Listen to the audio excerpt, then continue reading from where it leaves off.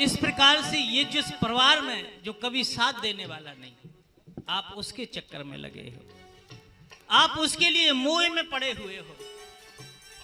इसलिए इस मोह का चक्कर त्याग करके जब समय आपका वृद्धावस्था की ओर बढ़ जाए तो महाराज मनु जी के तरीके से चौथे पन जाइए नृपकानन, चौथी अवस्था में भजन करना चाहिए।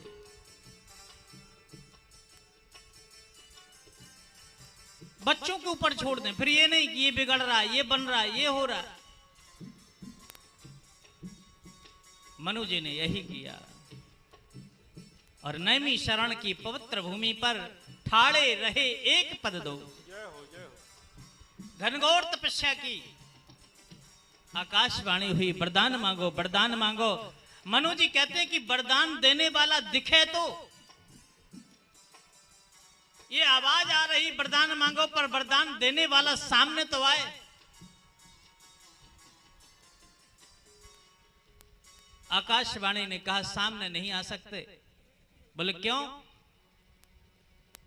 क्योंकि आपने निर्गुण निराकार स्वरूप का वर्णन किया है जिसका कोई आकार नहीं। आप तो वरदान मांगो, सामने हम नहीं आ सकते। मनु जी ने कहा तो फिर जितने अभी भक्तों के दर्शन हुए तो ये सब झूठे हैं क्या?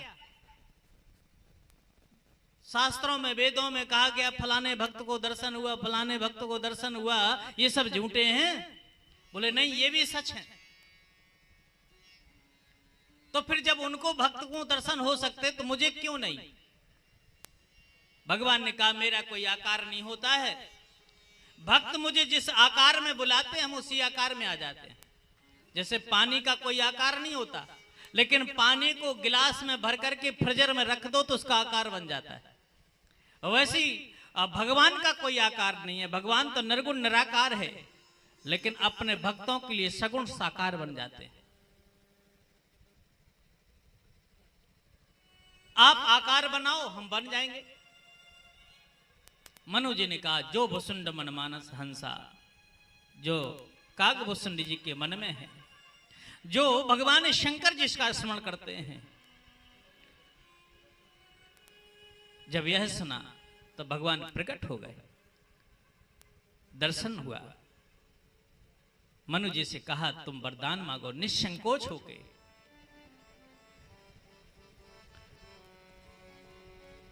सकुच बिहाय मांगो नृप मोहि, सकुच बिहाय मांग नृप मोहि, सकुच बिहाय मांग नृप मोहि, सकुच बिहाय मांग नृप मोहि।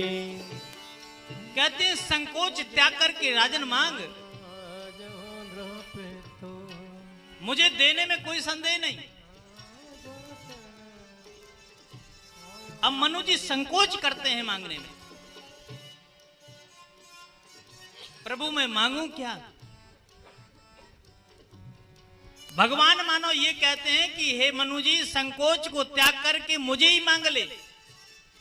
सकुच बिहाय मांग नृप मोहि। और जब व्यक्ति भगवान को मांग लेता है, जब भगवान प्राप्त हो जाते हैं, फिर उसको मांगने की जरूरत नहीं पड़ती है। अच्छा, कुछ लोग मांगने में बड़े आगे होते हैं और कुछ लोगों को मांगना भी नहीं आता। एक बूढ़े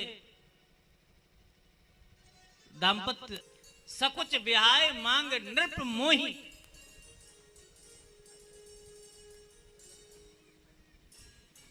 भगवान से मनु जी कहते प्रभु मैं क्या मांगू, बस मेरी तो इच्छा यही है कि चाहे हो तुम्हें समान सुत प्रभुसन कबन दुराओ। मैं तो आपको अपना पुत्र बनाना चाहता हूं, मैं तुम्हारे समान अपना पुत्र चाहता हूं। ध्यान रखो, आज का लड़का अगर अपने बेटे से, अपने बाप से कहे कि पिताजी आप बहुत दिन पिताजी बने रहे, अब कुछ दिन मुझे पिता बना लो, बोलो कौन सा पिता होगा इस बात को स्वीकार करेगा?